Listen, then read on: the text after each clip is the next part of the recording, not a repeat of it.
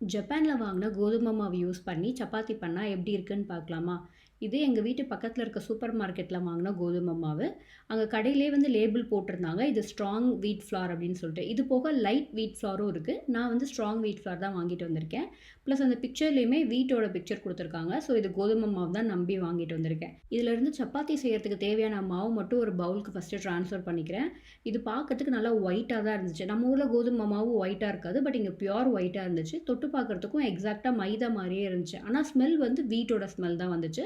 So அதில தேவையான அளவு உப்பு போட்டுட்டு, வார்ம் வாட்டர் யூஸ் பண்ணி தான் நான் நல்லா மிக்ஸ் பண்றேன்.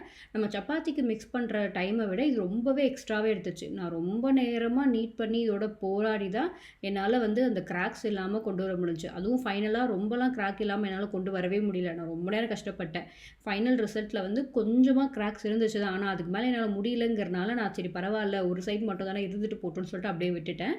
ஒரு பாத்திரத்தில ஆயில் நல்லா ஸ்ப்ரெட் பண்ணிட்டு, இத வச்சு மூடி வச்சிர போறேன். ஒரு 20 மினிட்ஸ் கிட்ட நான் இத அப்படியே ஊற விட போறேன். மீன்வைல் நான் வந்து இதோட சைட்ல போயிட்டு இது நிஜமாலே கோதுமை மாவு தானான்னு செக் பண்றதுக்காக, இதோட அஃபிஷியல் சைட்ல போயிட்டு நான் செக் பண்ணேன். ஸோ அதில வந்து வீட் ஃப்ளார் அப்படின்னு தான் குடுத்துருக்காங்க. அண்ட் இந்த இமேஜ் தான் எக்ஸாக்ட்டா நம்ம வாங்கியிருக்கிற மாவு பிக்சர்லயுமே அந்த கவர்லயுமே இருக்கு. அஃபிஷியல் சைட் தான். அண்ட் இதில பார்த்தோம்னா, அந்த அலர்ஜன் கன்டென்ட்லயுமே வந்து வீட் அப்படின்னு தான் குடுத்துருக்காங்க. ஸோ 2 விதமான வீட்ட மிக்ஸ் பண்ணியிருக்கோம் அப்படிங்கிற மாரி இந்த அபௌட் திஸ் ஐட்டம்ல கன்டென்ட் குடுத்துருக்காங்க. ஸோ இது வீட் தான் அப்படிங்கிறது இப்ப கன்ஃபார்ம் ஆயிடுச்சு. நெக்ஸ்ட்டு நான் சப்பாத்தி போட ஆரம்பிச்சுட்டேன். இத வந்து பிக்கிறதுக்கே ரொம்ப கஷ்டமா இருந்துச்சு.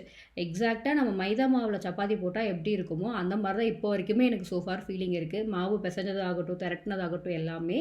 ஸோ இந்த மாரி ரொம்ப தின்னா தான் நான் இப்ப திரட்டியிருக்கேன். இத வந்து நம்ம சப்பாத்தி போட்டு எடுத்து பார்க்கலாம். நான் வந்து 2 விதமாவும் சப்பாத்தி போட்டிருக்கேன். ஆயில் போட்டுமே சப்பாத்தி மேக் பண்ணியிருக்கேன். ஆயில் போடாமயுமே சப்பாத்தி மேக் பண்ணியிருக்கேன். ஆனா எனக்கு வந்து புஸ்ஸுன்னு வரவே இல்ல. மோஸ்ட்லி ஆயில் போடாம பண்ணோம்னா சம்டைம்ஸ் புஸ்ஸுன்னு வரும்ல. ஆனா இது புஸ்ஸுன்னு வரவே இல்ல. இந்த சப்பாத்தி போட்டு முடிச்சதுக்கப்புறமா அத கிழிச்சு பார்த்தோம் அப்படின்னா, அப்படி ஒரு ரப்பரியா இருந்துச்சு. அண்ட் இத சாப்பிடுறதுக்குமே வாய் பயங்கரமா வலிச்சிருச்சு. ஸோ இது நம்ம மைதா மாவுல சப்பாத்தி பண்ண மாரியே தான் டேஸ்ட் இருக்கு. டெக்ஸ்சருமே இருக்கு. சவைக்கவும் முடியாம கஷ்டமா இருந்துச்சு. ஆனா இதுக்கு பேர் கோதுமை மாவுன்னு தான் இங்க போட்டிருக்காங்க.